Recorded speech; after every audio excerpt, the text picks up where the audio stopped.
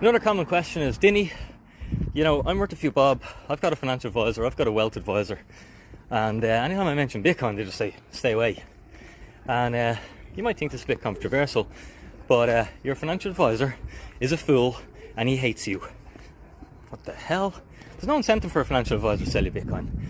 All the financial products, the whole financial industry is built on products. It's a sales mechanism. They're selling you a product that they get a cut of. Why are a financial advisor teaching you about Bitcoin? Every euro you put into Bitcoin is a euro less in his pocket. Okay, so it's all about incentive structures. You have to understand this. Okay, that's why you got to do the work on this thing for yourself, and that's why the irony is going to be so cruel. The irony will be cruel, and I'll hate coming on here in 10 years and say, lads, I fucking ranted and raved, and you just wouldn't even take 10 minutes. You wouldn't even take a day to read a Bitcoin book.